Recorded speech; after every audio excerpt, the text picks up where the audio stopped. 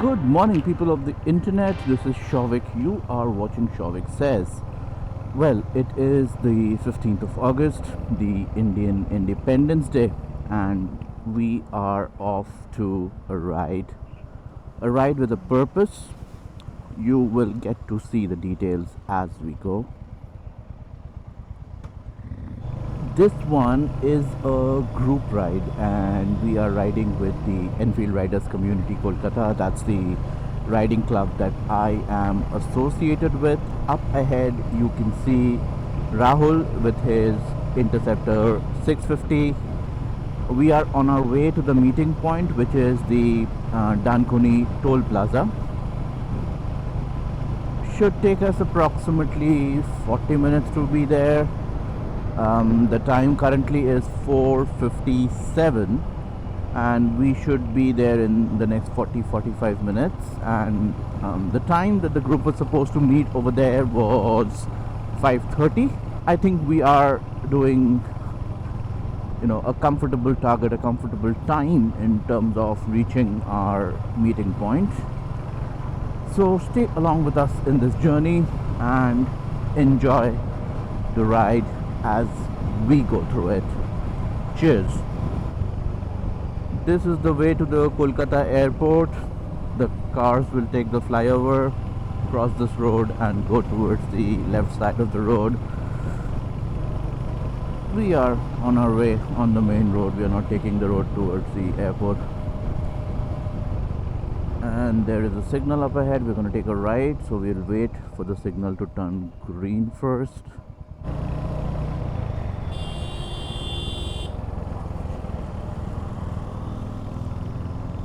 Our friend here seems to be in quite a bit of hurry. Well, we are not, so we will ride it safe. And so we are at this place known as the gate number 2.5. I know, as funny as it may sound, and it sounds a bit Harry Potterish as well. The reason is this is in between gate number 2 and 3 of the airport. So this is referred to as gate number 2.5. Oh, there seems to be quite a bit of traffic up ahead. So let us try and navigate this. Oh well, there seems to be quite a lot of traffic up ahead. I'm not sure what the holdup is, but there is.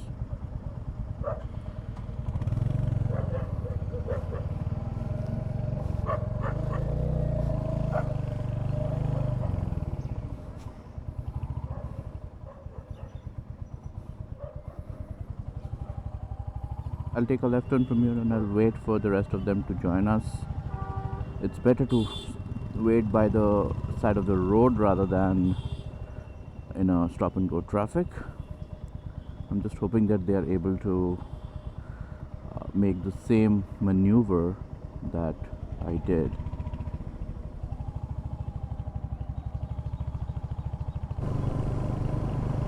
It took us quite a while to navigate through the traffic. Actually, taking Colonel's suggestion, I took that detour to kind of get ahead in the traffic, and I was able to kind of go ahead. But the rest of the group, they got caught in the traffic, so I was waiting for them as soon as we entered the expressway. And yeah, it took around 10 odd minutes for them to catch up, and now we are riding as a group once again. We have Rahul who's leading at the front, then we have Colonel, I am at third, and then we have Dhritida who is bringing up the tail. And as you can see on the other side of the road, the snarl seems to be pretty brutal. Wow. Thank God we are not on that side of the road, and I hope by the time we are on our way back home, this thing gets cleared up, because if it doesn't, we are in a lot of trouble. well, like it happened when I was coming back from Asansol, so a little more than a week, about 10 days back, right? It's the 15th today.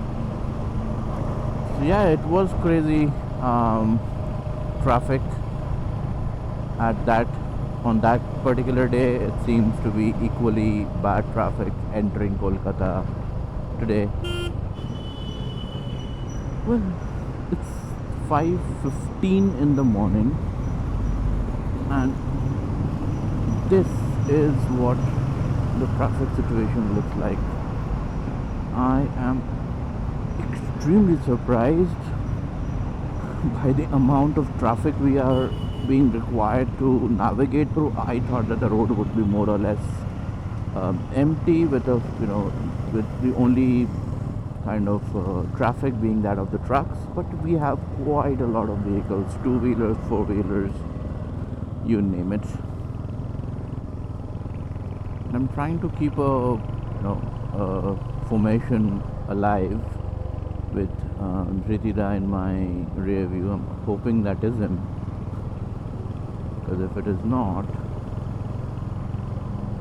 I don't know where he is.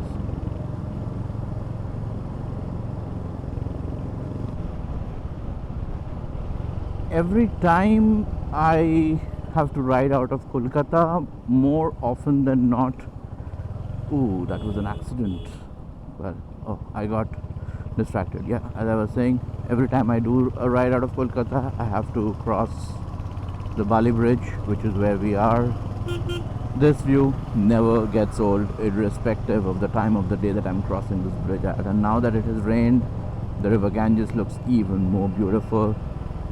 Probably it's not getting captured as well on the camera, but the human eye, my eye, can see it really, really well, and I just love this view. More so, well, if you are driving, you can take the road on the left hand side, the one over there, and that's not open for two-wheelers and three-wheelers and other stuff. So yeah, if I'm driving through, I take the road on the left hand side, and that's even better in terms of the view, the quality of the road, because that's a toll road.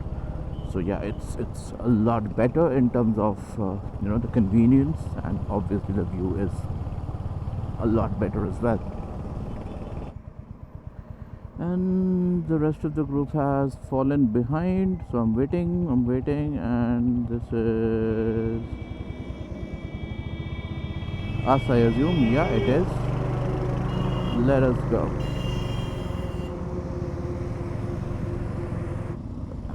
Wow, wow, wow. Look at the lineup of trucks. I'm pissed. Toll is approximately a kilometer from here. But as our wretched luck would have it,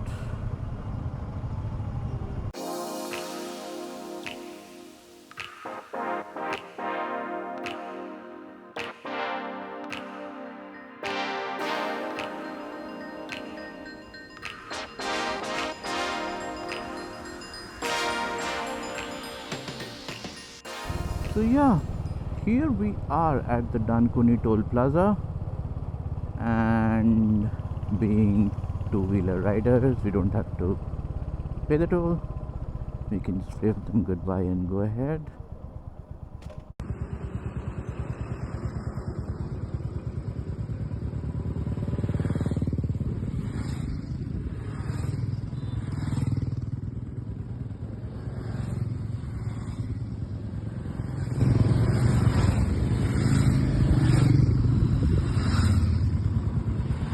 So the time is 6:45 a.m. and we are leaving the Dankuni meeting point right now. We have the entire group of 18 folks who were supposed to join us, and we will maintain formation as we go. Our destination is approximately 54 kilometers from here, and as per maps it's going to take approximately an hour and 10 minutes. So yeah, as you can see, the entire lineup in front, all the Royal Enfield riders, that's the members of the Enfield Riders Community, Kolkata, and we are riding in a formation. Right? And the fun thing is, being 15th August, being an Independence Day, there was like overcrowding of so-called bikers. Honestly, I wouldn't even consider more than half of them as bikers, because they were just, I would say, uninformed people who were out to create a ruckus. People with modified exhaust, showing off, people doing stunts on the road, that too on a highway where heavy vehicles ply. So yeah, I'm happy to, not identify myself as one of them. I'm happy to identify myself as a rider, and for the lack of a better term, yeah, exactly. You see the folks here, right? Riding on the highway without any protective gear, on a scooty, over speeding. Nah, not really our type. Yeah, like you can see, the group up ahead, we had at least 10 to 15 different such groups gathering and apparently going on a Independence Day ride, which honestly I don't believe is what it is. It's just a way for them to show off their cheap ass, poorly modified two-wheelers on the road and create a ruckus and trying to draw attention towards them. Having said that, it doesn't really matter. Each one to their own. If that's what they feel happy about, good about, good for them. We'll do what makes us happy, which is to enjoy the machine that we are riding, giving it the respect and giving others on the road the respect that they deserve. See, that's exactly the thing I hate about these kind of people.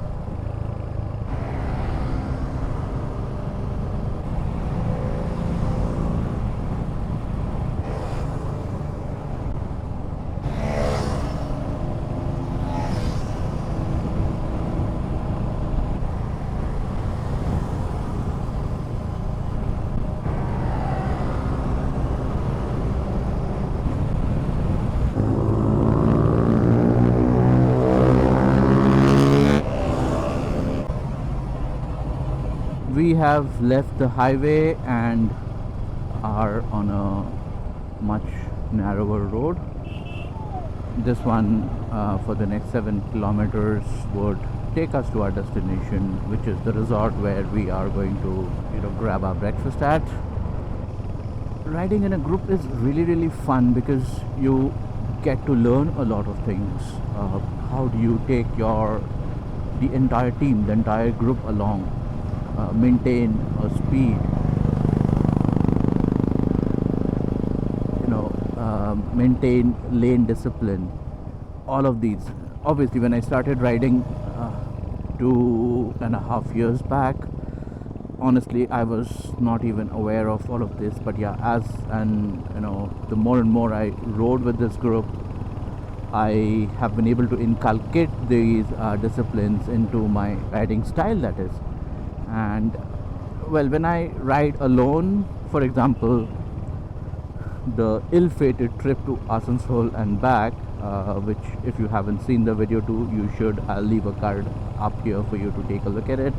The riding dynamics are pretty different because you are not responsible for a group or your fellow riders. You are going by yourself, so you can always pace your speed, your riding style, depending upon the condition of the road, depending upon your comfort level. But in a group setting, let's say if I am someone who likes to ride very fast, and there are members in the group who are not comfortable at a high speed, but they prefer, let's say, a speed of 60 odd, it teaches you, it inculcates that discipline that you can ride at a speed of 60 consistently for kilometers to go, rather than overspeeding and trying to overtake people. Absolutely. When I started, I always had this habit where if someone was riding slow in front of me, I tended to kind of overtake them. But yeah, I have been able to temper that down. I am now much more conscious. It's not that I will always tail the person in front of me. In a long distance journey, people get tired. Even I do. So let's say I see that the rider in front of me is getting tired, is not able to maintain the minimum pace that we expect them to maintain. I will overtake, but then I will not leave him behind, in the sense that I cannot even see him in my rear view. So that's a given. The rider after you should be visible to you on your rear view mirror. And similar things happens with me as well. If I'm getting tired, let's say we decide to maintain a speed of 60, I'm tired, 60 doesn't seem like a comfortable speed to me, I drop to a 50 or a 40. The rider behind me will probably tail me for some time, hoping that I'll increase the speed. But if that doesn't happen, he will definitely overtake, but he will ensure that he doesn't lose me in the rear view. On longer stretches of the highway, that's easier, but if it is roads like these, you have to be a little cautious. You have to ensure that you can see the person behind you. And we are going much more deeper into the rural areas, and that's the fun of it. I think when this entire ride was planned, the moderators of our club, they were very, very clear. They did not want to go to one of the well-known places, well-known dhabas on the highway, because it will be crowded beyond imagination. So we wanted to go to an offbeat place where we could sit, we could have a good time, we could chat up with each other without the pressure of vacating seats because there are people waiting and there's a crowd. So yeah, on hindsight, this is a very good decision. These roads obviously are such that you cannot ride fast on them, but these have their own charm and their own set of challenges, which everyone should experience once in a while. It allows you to be more dexterous, have a greater control on your bike. Wow, these guys are chilling on the middle of the road. So yeah, these are fun too. It's not that you always get to ride on the highway.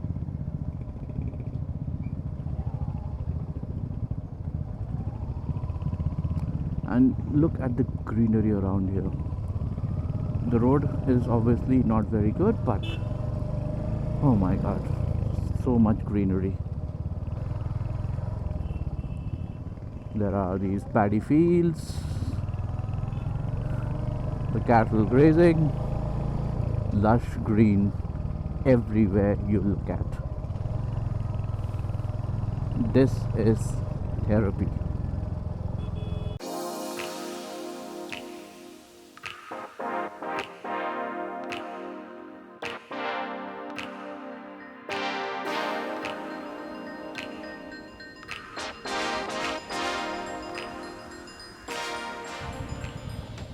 Seems like we have reached our destination, while the map still says, oh, it's on the left actually.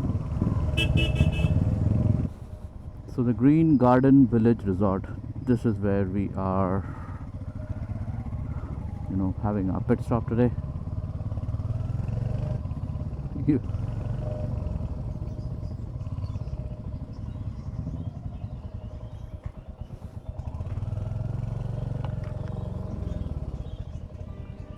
So here we are at the resort. This is the parking. You can see all the bikes parked around me. It's a very, very nice place. There are birds around. Let's see if we can get a look at the birds. All right, that's the birds.